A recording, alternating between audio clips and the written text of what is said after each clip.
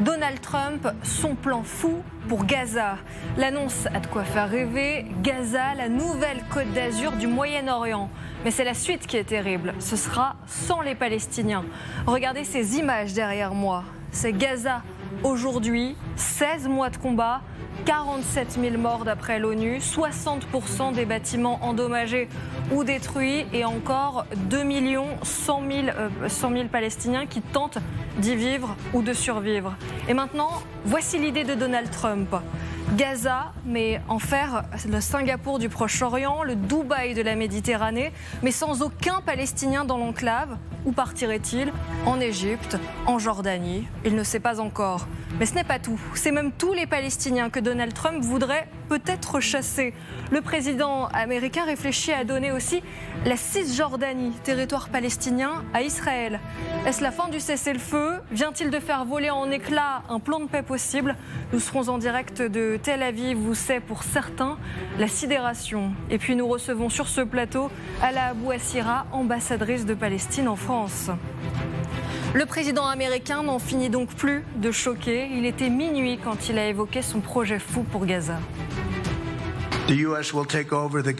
Les États-Unis vont prendre le contrôle de la bande de Gaza et nous allons faire du bon boulot avec. Nous la posséderons et serons responsables du démantèlement de toutes les bombes dangereuses qui n'ont pas explosé et de toutes les armes, aplanir la zone et se débarrasser des bâtiments détruits et créer un développement économique. Je ne veux pas faire de l'esprit, je ne veux pas faire le malin, mais la Côte d'Azur du Moyen-Orient, ça pourrait être quelque chose qui pourrait être vraiment magnifique. Et pour en parler, on est avec Didier François. Bonjour Didier. Bonjour. Merci d'être avec nous. Grand reporter, spécialiste des questions de défense. Grégory Phillips, bonjour. Rédacteur en chef international LCI. Vous avez été correspondant à Jérusalem et vous êtes allé plusieurs fois d'ailleurs dans la bande de Gaza. Oui, ça faisait partie du job, entre guillemets, effectivement, de couvrir aussi ce territoire palestinien. Catherine Gentil de Cannes Code, bonjour. Bonjour Émilie. Vous connaissez aussi parfaitement la région et vous êtes éditorialiste international LCI. Dans un instant, c'est l'ambassadrice de Palestine en France qui va aussi nous retrouver sur ce plateau. Mais d'abord, on va écouter un autre extrait de ce qu'a dit Donald Trump, parce qu'il faut bien faire attention aux termes qu'il emploie. Il parle donc de ce Gaza qui pourrait être transformé en Côte d'Azur. Bon, après tout, pourquoi pas si les Américains ont envie de participer à la reconstruction. Mais ce qui choque surtout, c'est qu'ils veulent prendre le contrôle de l'enclave palestinienne et ne pas laisser les Palestiniens rester sur place. J'espère que nous pourrons faire quelque chose de vraiment bien, de vraiment bon, où ils ne voudront pas revenir. Pourquoi voudraient-ils revenir? Cet endroit a été un véritable enfer. Nous pouvons obtenir une belle zone pour réinstaller les gens de façon permanente dans de belles maisons où ils peuvent être heureux et ne pas être abattus ou tués, ne pas être poignardés à mort comme ce qui se passe à Gaza. Catherine Gentil, quel excellent promoteur immobilier. Les Gazaouis doivent être conquis. Oui, alors bon, c'est à la nuance près que c'est totalement en violation flagrante du droit international. C'est-à-dire que, bien sûr, les transferts de population sont interdits. S'accaparer un pays qui ne vous appartient pas, c'est interdit. Enfin, il accumule tout ce qui est violation du droit international. Et donc, c'est une non-solution, évidemment, qu'il présente depuis hier, Donald Trump, parce qu'on imagine en plus le message que ça envoie à tous les dictateurs de la planète, enfin tous les autocrates, comment dire après à Vladimir Poutine qu'il doit rendre les territoires qu'il a conquis en Ukraine, comment expliquer au M23 au Congo qu'ils ne doivent pas, ils doivent sortir de Goma, etc. et aux Rwandais. Donc ce que préconise Donald Trump, on se demande même s'il a conscience de ce que ça représente d'une certaine manière, parce que c'est tellement spectaculaire et tellement irréalisable. Pour vous, peut-être qu'il ne réalise même pas ce qu'il lance. Dernière petite chose qui n'est pas petite, justement, c'est qu'il dit qu'il se donne 4 semaines pour décider s'il octroie ou pas aux Israéliens le droit d'annexer la Cisjordanie. Mais de la même manière, ce n'est pas les États-Unis qui régissent le droit international. Oui. Et donc, en plus, annexer un territoire, encore une fois, c'est interdit, même si l'idée sourit à Donald Trump. Donc, tout ça est tout à fait infaisable. Oui, Grégory Phillips, peut-être sur la déclaration folle de Donald Trump, vous avez aussi été correspondant à Washington. Est-ce qu'il pense vraiment ce qu'il dit? Est-ce qu'il faut le prendre au sérieux?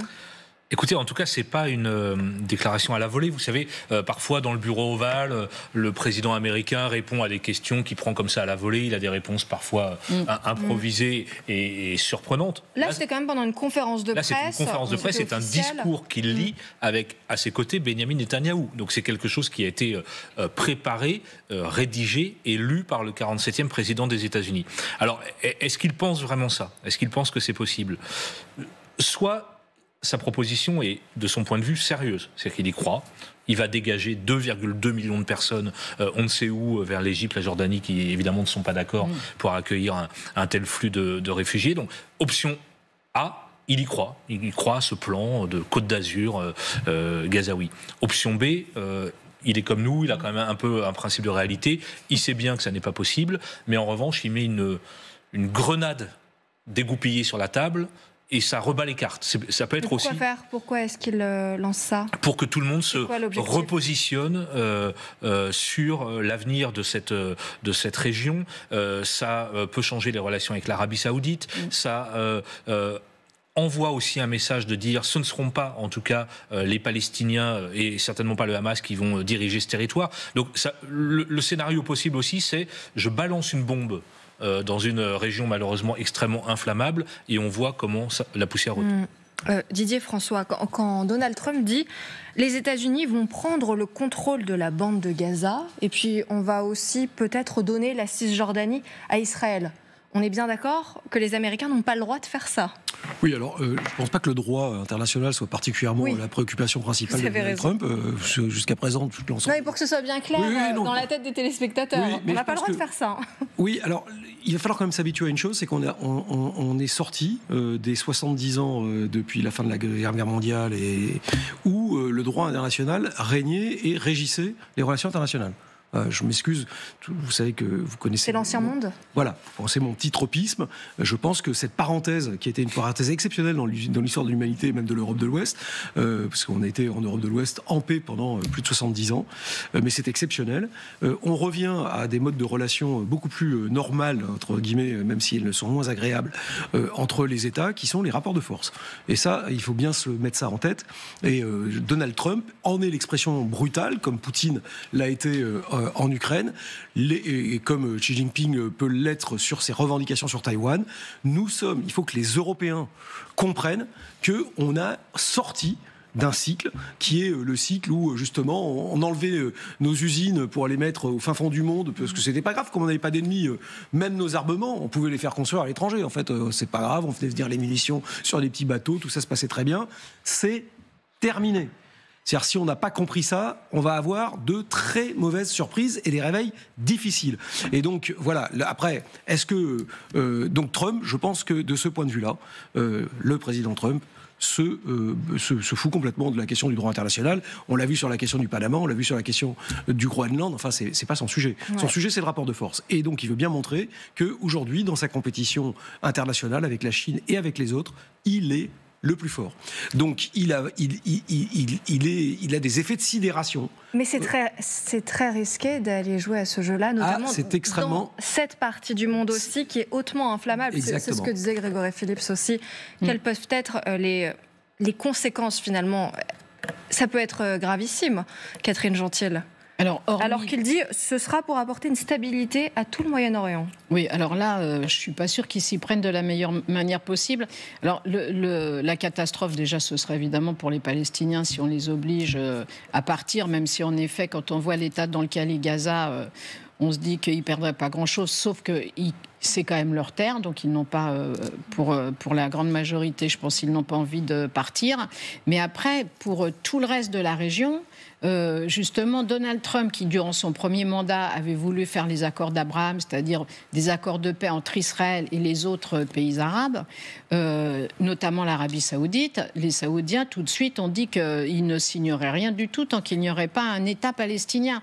Et le problème, c'est que tous ces pays de la région, on ne peut pas dire que ce soit des exemples résolus du respect de la démocratie et de l'écoute de leur peuple, mais là, quand même, faire passer une chose pareille vis-à-vis des opinions publiques arabes, ça va être quand même impossible. Donc les pays qui étaient prêts à faire la paix avec Israël, vont devoir reculer parce que dans cette région, c'est juste inimaginable de se dire qu'on va accepter, en restant les bras croisés, qu'il y ait 2 millions de Palestiniens qui soient expulsés, voire plus. 2 millions, c'est pour Gaza, un peu plus de 2 millions d'ailleurs, et voire plus en Cisjordanie s'il y avait l'annexion de la Cisjordanie. Bien sûr. C'est la négation de même l'idée de palestinienne. Oui, c'est ça. Que, on efface la question palestinienne. On efface complètement les Palestiniens. Alors, en l'occurrence de la carte de cette enclave de 360 km², peut-être demain de la Cisjordanie, sauf qu'il y a quand même un peuple palestinien. Alors certes, avec beaucoup de réfugiés en Jordanie, ils sont 2 millions. Il y a une diaspora très importante au Liban, même aux États-Unis, etc. Mais quand Trump dit ça, c'est comme si les Palestiniens n'existait pas. Il veut rayer la Palestine de la carte. On rappelle, enfin en tout cas c'est ce qu'on peut comprendre dans ses propos, est-ce que le cessez-le-feu est encore tenable ? On rappelle, Didier François, justement qu'il y a un 3e échange d'otages israéliens contre des prisonniers palestiniens qui est prévu ce week-end dans le cadre de cette première phase de cessez-le-feu. Est-ce que tout ça, ça peut voler en éclats après les propos du président Trump? Oui, alors c'est pas après les propos, c'est déjà la trêve est déjà fragile. Oui, c'était déjà extrêmement fragile, et une partie des propos justement et de l'effet de sidération peut avoir plusieurs objectifs, parce que d'abord, encore une fois, expulser la population palestinienne de Gaza alors qu'elle n'est pas particulièrement prête à partir, même si une partie de la jeunesse... On entendra des Gazaouis qui sont contre.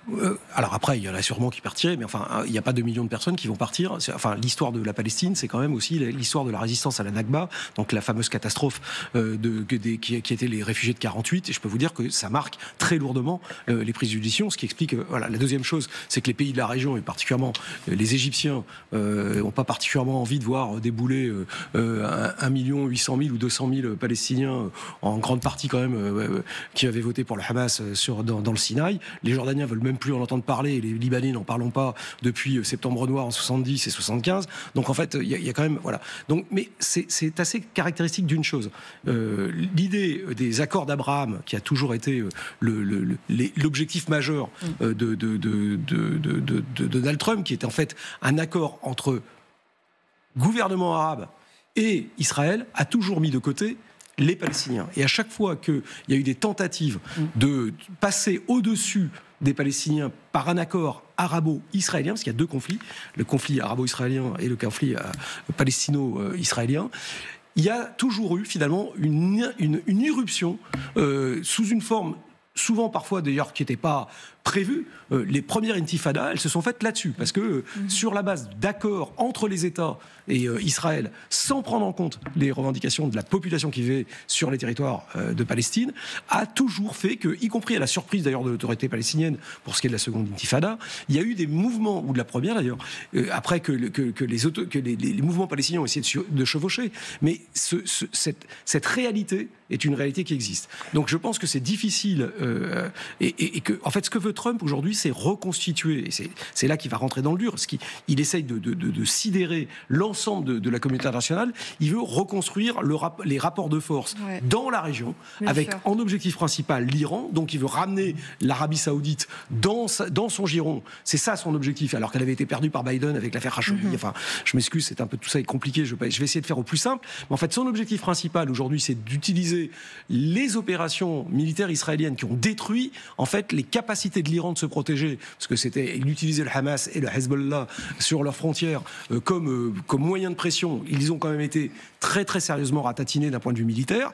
Et aujourd'hui, on voit que parallèlement à ces déclarations-là, on a des déclarations extrêmement fermes de Donald Trump sur le fait que l'Iran ne doit pas se doter du nucléaire. Je pense qu'en fait, c'est une reconfiguration dans sa tête des rapports de force au niveau régional que Donald Trump est en train d'essayer de nous imposer, en faisant, comme le disait Grégory, en nous mettant une grenade dégoupillée sur la table, sans vraiment se poser la question de savoir les conséquences que ça va pouvoir avoir, parce que quand Donald Trump parle, c'est les États-Unis qui parlent. Ça laisse dans un effet de sidération. Ça ne peut pas être comme si c'était vous ou moi qui racontions des bêtises sur une table. Et surtout, tout le monde parle de cette question et des derniers propos de Donald Trump. Justement, qu'en pense-t-on du côté d'Israël ? Partons retrouver notre correspondante sur place, Bethsabée Salem. Bonjour, vous êtes pour LCI à Tel Aviv. Comment réagit-on sur place aux propos sulfureux de Donald Trump ? Bien, écoutez, dans la rue, les Israéliens trouvent globalement que c'est une très bonne, voire une très très bonne idée. On parle d'idées innovantes. Certains Israéliens soulignent que ça change de la solution à 2 États qui a été répétée depuis des années par les dirigeants du monde entier. Certains Israéliens, en revanche, soulignent que ce n'est pas l'urgence, l'après-guerre à Gaza. L'urgence, c'est aujourd'hui de ramener les 79 otages qui se trouvent toujours en captivité. Alors, au niveau politique, l'idée de Trump provoque beaucoup d'enthousiasme à droite. Certains ministres de droite parlent même de plans historiques. Et puis, alors, encore plus d'enthousiasme à l'extrême droite. On pouvait lire dans la presse israélienne ce matin que sans doute le ministre d'extrême droite, Bezalel Smotrich, est en train d'ouvrir une bouteille de champagne. Bezalel Smotrich, qui, on le sait, rêve de coloniser Gaza. Et puis, beaucoup plus de retenue au centre-gauche. Le chef de l'opposition, Yair Lapid, a quand même souligné qu'il fallait plus de détails sur ce plan pour pouvoir le commenter. Yair Lapid qui a tout de même dit que Donald Trump avait largué une bombe. Merci beaucoup Betsabé Salem depuis Israël. L'ambassadrice de Palestine en France nous a rejoint. Bonjour à la Bouassira. Merci d'avoir accepté notre invitation dans le grand dossier. Donald Trump qui voudrait chasser les Palestiniens de la bande de Gaza, de la Cisjordanie aussi, pourquoi pas. Qu'avez-vous ressenti en entendant ces propos? Est-ce que vous êtes en colère? Est-ce que vous êtes choqué? Est-ce que vous êtes dépité? Je suis choquée comme l'ensemble du monde entier. C'est le mot qu'on entend depuis hier soir, le choc, le choc, le choc. Et je dirais que c'est une insulte, les propos du président Trump, une insulte à l'humanité, une insulte à l'histoire, à notre histoire, sur notre terre, mais une insulte aussi au droit international et surtout aux droits du peuple palestinien, les droits fondamentaux du peuple palestinien à l'autodétermination. Aujourd'hui, Trump ignore, et on a vu cette ignorance totale de l'histoire de notre pays, de l'histoire de notre peuple, l'histoire de la question palestinienne qui est une question de justice, une question de droit, et que le peuple palestinien, je crois, il a complètement oublié et ancré dans cette terre. Et c'est pas à un homme d'affaires aujourd'hui de décider le sort d'un peuple et de décider de procéder et de continuer en fait le processus de nettoyage ethnique qui a commencé en Palestine en 1948, 1967. Et essayer de finaliser, de concrétiser le projet israélien qui était annoncé en 1967 par Moshe Dayan après l'occupation du reste de la Palestine et surtout de la bande de Gaza, quand il a proposé de expulser par la force 300 000 Palestiniens pour pouvoir annexer la bande de Gaza. Aujourd'hui, Trump s'aligne sur cette idéologie de colonisation israélienne pour pouvoir achever ce projet israélien au détriment des droits du peuple palestinien qui ne partira pas de chez lui. Je crois le monde entier... Si on avait des doutes sur son soutien à la population palestinienne, là, ça devient un petit peu plus clair avec ce rendez-vous, notamment avec Benjamin Netanyahou. On rappelle que c'est le premier dirigeant qu'il a accueilli à la Maison-Blanche depuis son retour. Je voudrais vous montrer une image de Gaza. C'était en 2021. Ce sont des images de la plage, puisque c'est vrai qu'on pourrait l'oublier, en tout cas pour ceux qui ne sont jamais allés dans la bande de Gaza. Avant la guerre, il y avait déjà des stations balnéaires très fréquentées. C'est ma plage et c'est là où il y a ma maison, où j'ai grandi. C'est là où il y a toute ma famille, sur le quartier de Port, connu comme le quartier Abu Hasira, le port de Abu Hasira. Déjà, l'idée de ne pas pouvoir rentrer chez moi. Hier soir, je me suis posé la question, est-ce que je ne vais pas pouvoir rentrer chez moi dans ma maison qui est déjà... C'est la première fois que vous vous posez la question, est-ce que je vais pouvoir rentrer chez moi? J'ai posé la question hier sur le coup de la folie qui a été annoncée. Mais je suis confiante, je vais retourner chez moi, comme l'ensemble du peuple palestinien qui doit retourner chez lui, à Haïfa, à Jaffa, à Jérusalem-Est, partout. Le droit de retour des réfugiés palestiniens est garanti par les résolutions des Nations Unies, par la résolution 194. Donald Trump, au lieu de penser de déporter le peuple palestinien, Gaza, hier, la semaine prochaine, vous l'avez rappelé, potentiellement en Cisjordanie, annexer la Cisjordanie, forcée par l'extension du génocide israélien qui s'étend depuis quelques semaines en Cisjordanie, à Jenin, à Tulkarem, dans le nord de la Cisjordanie, qui est bouclé par 900 checkpoints. Le droit du peuple palestinien, il est inaliénable. J'aurais bien aimé, et nous espérons vraiment que le président américain reviendrait à la sagesse, reviendrait à la raison, et au lieu de jouer un coup de poker qui déstabilise non seulement le sort du peuple palestinien ou du peuple israélien, toute la région et le monde entier. Aujourd'hui, Donald Trump sape entièrement l'ordre international, l'ordre juridique international, le droit international, les instances internationales. Oui. Et je rappelle que l'homme qui était assis à sa droite hier est un criminel de guerre demandé par un mandat d'arrêt par la Cour pénale internationale. Il faut que Trump s'engage à... Vous avez raison de le dire. Je voudrais justement qu'on regarde une image de Benjamin Netanyahou qui était donc hier à la Maison-Blanche. On le disait, premier dirigeant étranger à être accueilli aux côtés de Donald Trump. Regardez, il avait le sourire aux lèvres, évidemment, après les propos du président américain. Il s'est extasié. On rappelle Grégory Phillips qu'il est visé par un mandat d'arrêt de la Cour pénale internationale, qu'il accuse d'implication dans des crimes de guerre commis sur ce territoire au cours des 16 derniers mois. Avec un mandat d'arrêt, mais avec les États-Unis qui ne reconnaissent pas les décisions de la CPI, ce qui explique effectivement que Benjamin Netanyahou est non seulement peut voyager aux États-Unis sans aucune difficulté, l'image n'est pas anodine, et être reçu à la Maison-Blanche, mais effectivement c'est le premier dirigeant étranger à être reçu ainsi par Donald Trump depuis le 20 janvier, donc le choix de cette visite est évidemment très symbolique, très important. On va l'écouter, Benjamin Netanyahou, juste après les propos de Donald Trump, c'était donc hier soir. Il a une idée qui est différente et je pense qu'elle mérite qu'on y prête attention. Nous en parlons, il étudie avec ses collaborateurs, son équipe. Je pense que c'est quelque chose qui pourrait changer l'histoire et cela vaut la peine de poursuivre dans cette voie. Catherine Gentil, est-ce que finalement c'est une victoire de Benjamin Netanyahou, ce qui se passe depuis hier soir? Parce que finalement il va réussir à rassembler toute l'extrême droite derrière lui. Il met le sujet de la Cisjordanie sur la table et puis en plus il va pouvoir faire imploser a priori le cessez-le-feu qui avait été mis en place, mais sans n'avoir rien dit. Alors c'est surtout une victoire de l'extrême droite israélienne et des deux ministres qui sont les suprémacistes et qui avaient déjà proposé des solutions, quand je dis solutions c'est entre guillemets pour Gaza, qui étaient déjà d'expulser les Palestiniens de Gaza. L'un d'entre eux avait même dit que ce ne serait pas impossible de les laisser affamés, mourir de faim, etc. Mais qu'évidemment, malheureusement, la communauté internationale pourrait s'en émouvoir et que donc ce n'était pas possible.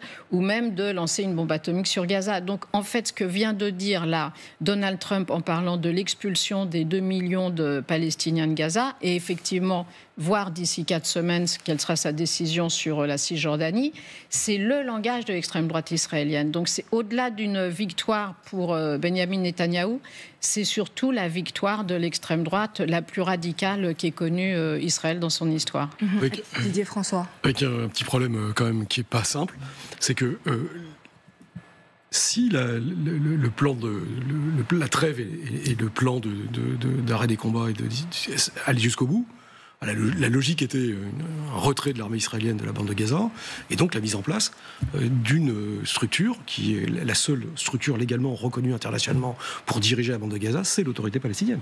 Donc alors je sais bien que ça pose des problèmes sur comment, qui, quoi, avec quelle armée, etc., quelle police, puisque l'autorité palestinienne n'a pas le droit à une armée, mais c'était la solution politique à deux États, qui était la solution politique de la communauté internationale, et a mené à cette solution-là. Sur la base du rapport de force militaire instauré par Israël face au Hamas, la question était de savoir qui était capable et qui devait gérer politiquement les territoires palestiniens et la population palestinienne. Et pour la communauté internationale, voilà, on pouvait trouver soit des élections nouvelles, mais il y avait peu de chances d'arriver, soit effectivement le retour qui était de l'autorité palestinienne. Il est clair que cette intervention qui exclut de fait la gestion politique sur la représentation de la population palestinienne pose un gros problème à la communauté internationale, c'est qu'il n'y a pas de sortie politique de ce conflit ouvert par le Hamas le 7 octobre, mais il faut bien à un moment donné en sortir politiquement de ce conflit, une fois que militairement les armes se sont tues. Or là, ça exclut... Ça nous ramène... ça nous ramène au fond de problème. C'est quoi la voie de sortie? La voie de sortie, on la connaît tous, on est tous d'accord sur une solution pacifique, politique pour la question palestinienne, c'est-à-dire la solution à 2 États, dans laquelle nous, Palestiniens, on s'est engagés depuis 40 ans, bientôt, 40 ans. Et le chemin à parcourir était encore long. Mais le chemin était long aussi, et douloureux pour les Palestiniens. L'autorité palestinienne s'est engagée dans la construction des institutions étatiques de l'État de Palestine depuis la signature des accords d'Oslo, c'est-à-dire depuis 30 ans.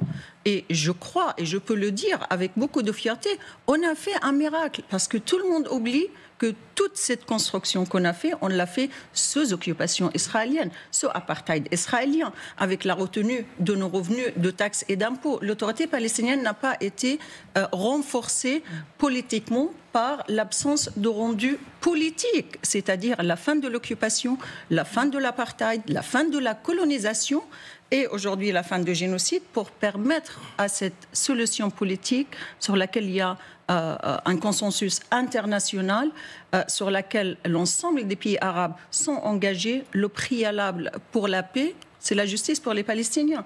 Et justice pour le peuple palestinien serait que par l'octroi des droits fondamentaux au peuple palestinien, l'établissement de leur État qui vivrait en paix aux côtés d'Israël. Aujourd'hui, c'est à Israël de décider qu'est-ce qu'il veut. Alors, la France a condamné les propos de Donald Trump. C'est le Quai d'Orsay qui a communiqué il y a quelques heures. La France réitère son opposition à tout déplacement forcé de la population palestinienne de Gaza, qui constituerait une violation grave du droit international, une atteinte aux aspirations légitimes des Palestiniens, mais aussi une entrave majeure à la solution à 2 États. J'ai une question qui est peut-être pas si simple, mais que se passera-t-il si jamais Donald Trump va au bout de son idée ? Que fera la communauté internationale ? Déjà, si cette idée est mise en application, comment ça va se passer ? Comment ça va se passer ? C'est-à-dire que, puisque en gros, l'idée de Trump, c'est de faire partir les 2 millions de Gazaouis, de tout déblayer, de construire un gigantesque parking, de déminer, on construit un gigantesque parking et puis une station balnéaire. Mais quelle force armée va entrer dans Gaza pour organiser ça, assurer la sécurité, quelle police? Enfin, les Israéliens, non, ils sont censés quitter la bande de Gaza, se retirer en fonction de l'accord de cessez-le-feu. Donc, des soldats américains? Justement, il ne faut pas permettre à Trump d'aller jusqu'au bout de cette folie et de cette proposition. Mais dans ce projet qu'on a qualifié d'un peu fou dans le titre, est-ce que ça veut dire qu'il envisage même peut-être d'envoyer des soldats américains pour organiser cette phase? Avec quelle légitimité et avec le mandat de qui? Et c'est là, en fait, c'est là la réponse. C'est quelle action internationale aujourd'hui? L'ensemble de la communauté internationale, je le dis entre guillemets, mais il est de l'obligation de la communauté internationale aujourd'hui, non seulement d'avoir des déclarations, nous saluons toutes les déclarations qui ont été faites aujourd'hui pour dénoncer le nettoyage ethnique par Trump, à leur tête la France, mais justement, c'est l'action aujourd'hui de laquelle on a besoin, une action internationale pour faire face à un homme qui vraiment met en péril la sécurité et la paix internationale. Il faut assurer la protection du peuple palestinien, surtout dans la bande de Gaza et en Cisjordanie. Il faut renforcer le cessez-le-feu. Tout le monde pose la question aujourd'hui. C'est quoi le destin de ce cessez-le-feu ? Concrètement, que peut faire la communauté internationale, Didier François, à part condamner, si jamais Donald Trump avance ses pions un peu plus? En fait, pas grand-chose. Le problème, ça veut dire que si jamais il a vraiment cette idée en tête, il peut le faire. Non, parce qu'en fait, il n'a pas les moyens de le faire, je pense. Enfin, à mon avis, après, je peux me gourer, j'en sais rien, mais enfin, je vois mal des GI américains se déployer à Gaza et faire le boulot que l'armée israélienne n'a pas terminé de faire. Enfin, il y a vraiment, par rapport à Hamas, en tout cas, à ce stade, je ne le vois pas. Après, encore une fois, il faut se méfier de nos jours, parce que, quand même, le monde a changé, que les choses soient claires, et même depuis le 7 octobre, etc., je n'en sais rien. Mais je ne le vois pas. Je ne vois pas comment, alors que Israël a mobilisé sur plus d'un an, plus de 400 000 hommes sur une... Voilà, plus... voilà, enfin, honnêtement, je ne le vois pas. Donc, à part ouvrir la capacité à ce que Israël continue son opération militaire, en fait, dans la bande de Gaza, c'est en fait c'est la seule conséquence réelle de cette déclaration. Elle vaut aujourd'hui à Gaza, elle vaudra, je pense, demain dans le sud du Liban, où les États-Unis sont aussi soi-disant garants d'un traité de cessez-le-feu, où finalement on voit qu'il y a une réticence israélienne à quitter l'ensemble des positions du sud du Liban pour des raisons de sécurité. Même chose à Gaza. Donc je pense qu'en fait cette déclaration, elle n'est pas faite pour que Donald Trump aille construire des immeubles enfin, c'est pas, en tout cas, je n'y crois pas, mais je peux me tromper, n'est pas faite pour aller construire une riviera à Gaza. Elle est faite pour ouvrir la possibilité de poursuivre des opérations militaires au niveau régional dans les mois qui viennent, et avec en objectif deux choses: essayer de ramener dans une coalition au Proche-Orient face à l'Iran les pays comme l'Arabie Saoudite ou les Émirats Arabes Unis et d'autres.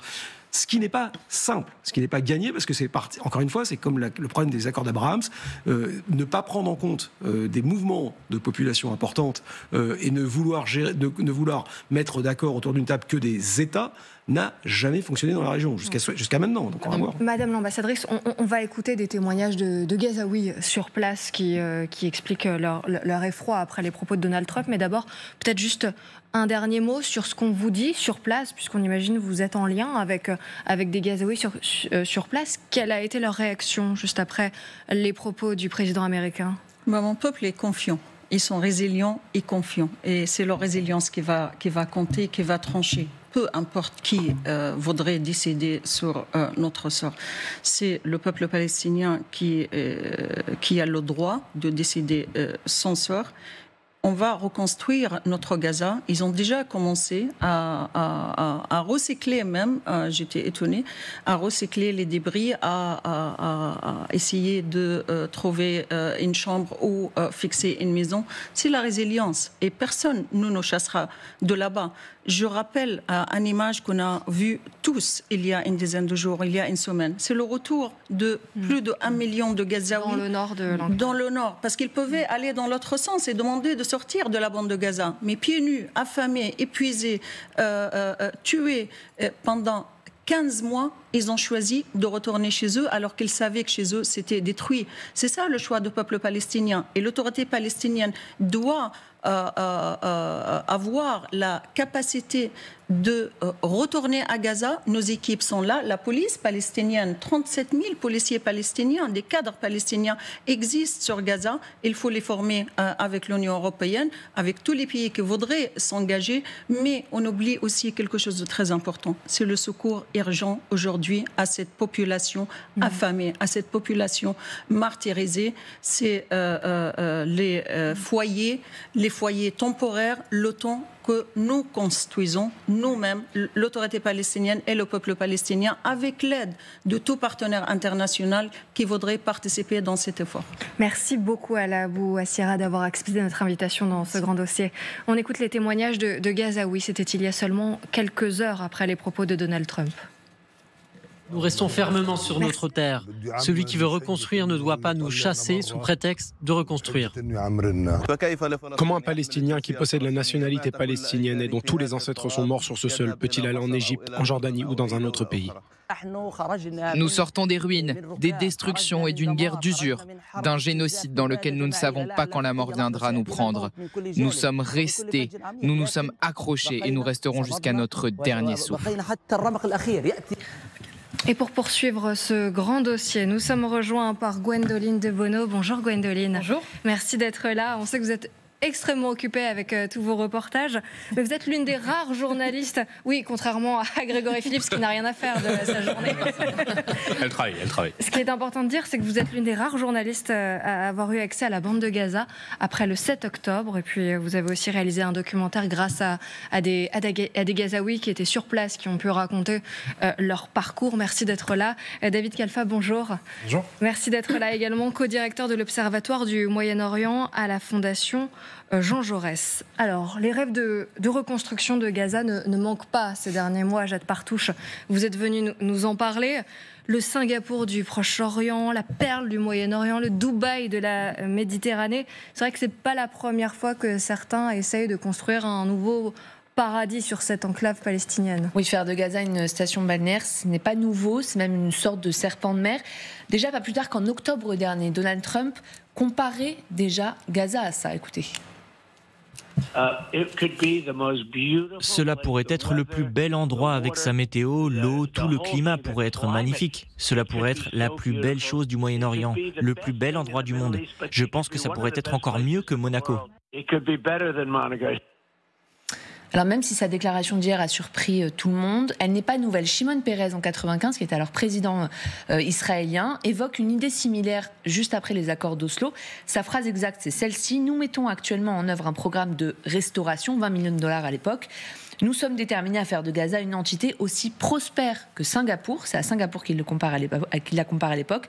Et nous nous efforcerons de développer la coopération avec tous nos voisins. Il imaginait alors que Gaza, avec des investissements appropriés et de l'aide internationale, pourrait devenir un acteur incontournable du commerce international. Le plan régional qui est sur la table à l'époque, réhabiliter le port pour en faire tout simplement l'un des ports industriels les plus importants de Méditerranée, pour les marchandises gazaouis, pour le pétrole saoudien et même pour les autres matières du Golfe. Et d'en faire même, je regardais, une vaste zone de libre-échange entre Gaza, entre l'Égypte, Gaza et Israël. Rien n'a jamais vu le jour, aucune évolution dans l'enclave israélienne.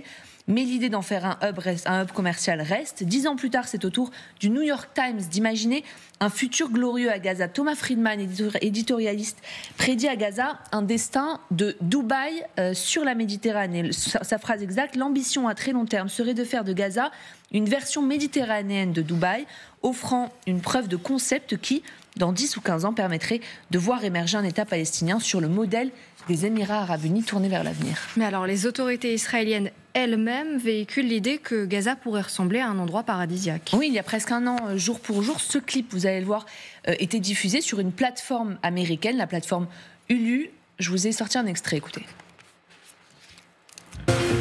Come visit beautiful Gaza. With its stunning beaches and charming boardwalks. You can stay in one of our 5-star hotels and get a taste of the best in Middle Eastern food. Embrace the vibrant nightlife of the city and experience a culture rich in tradition. Alors on y voit quelque chose qui pourrait ressembler au Tel Aviv actuel. Les images sont générées par l'intelligence artificielle et c'est des images qui auraient été commandées à l'époque par un organe rattaché au cabinet du Premier ministre israélien.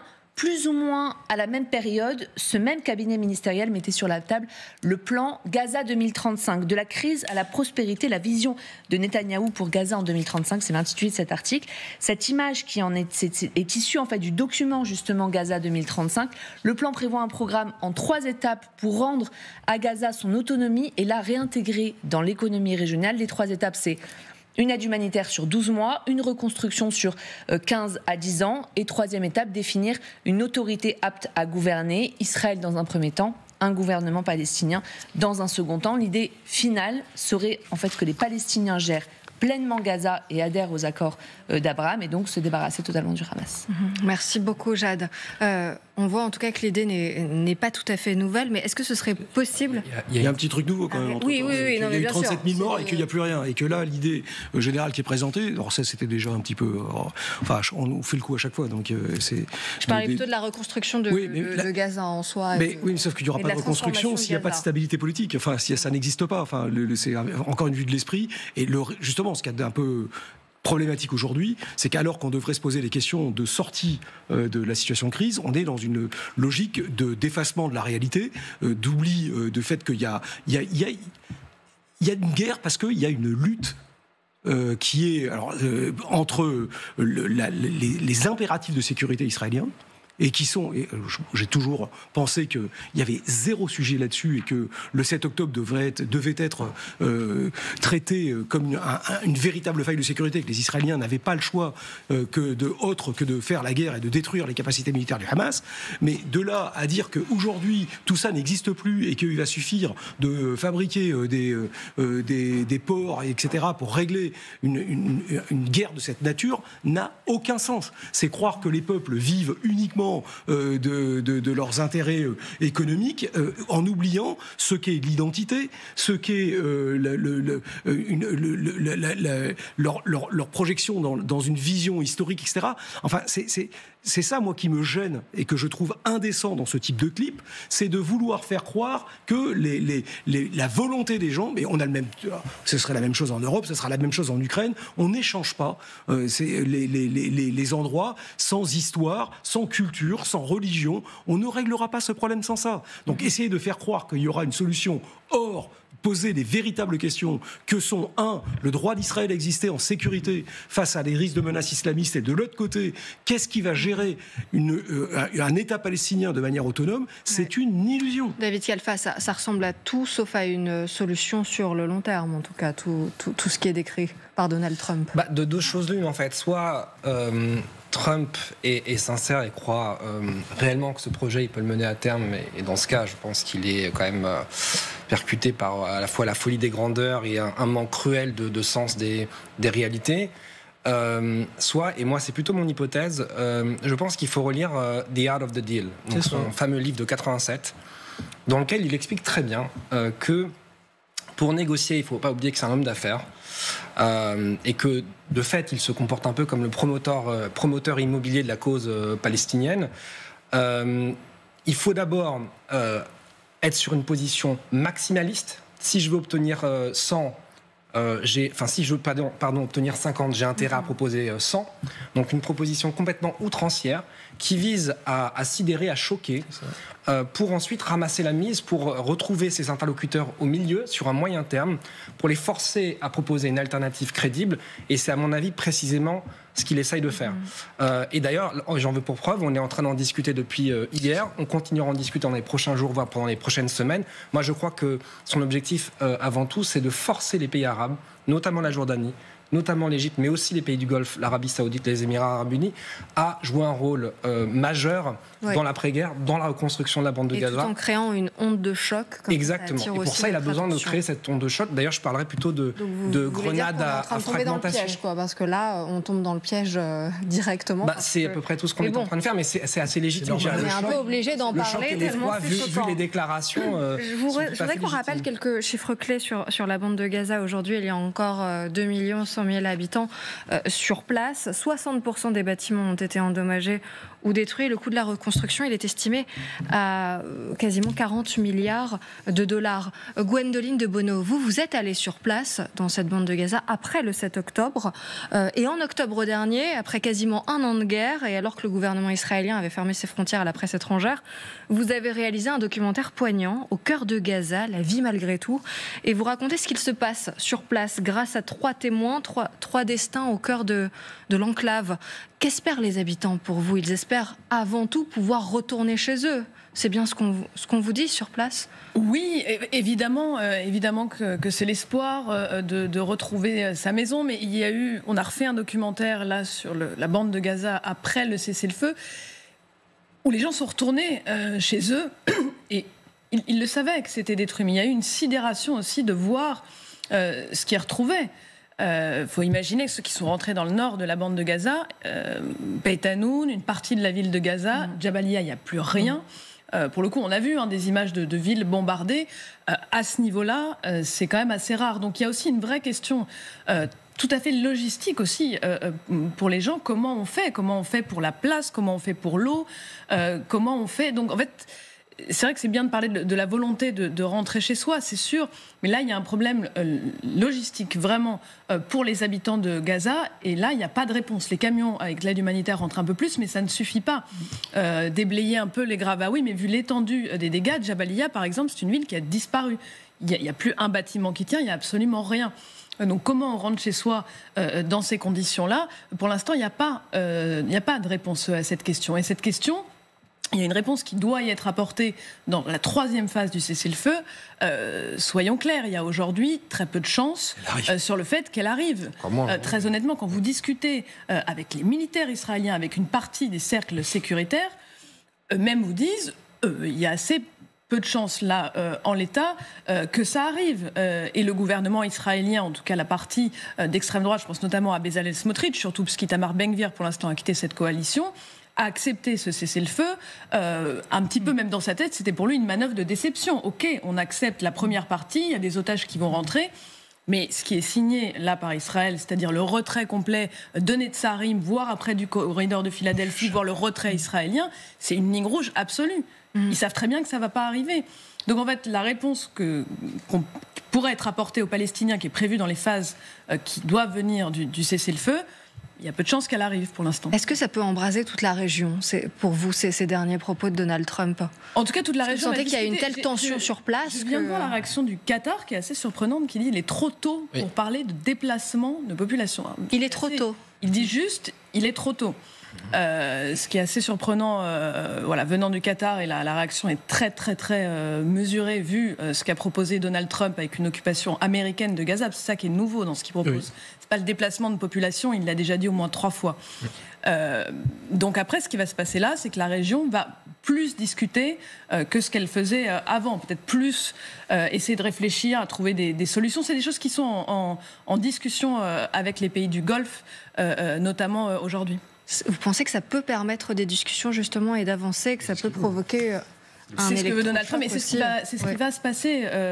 Il va y avoir des discussions, il va se passer des choses, on ne sait pas quoi exactement. Après, voilà, moi je pense qu'il ne faut pas prendre à la légère du tout ce que dit Donald Trump. Peut-être que c'est maximaliste, mais de là à dire que tout ça est infaisable et que ça n'arrivera pas, moi je n'y crois pas une seule seconde.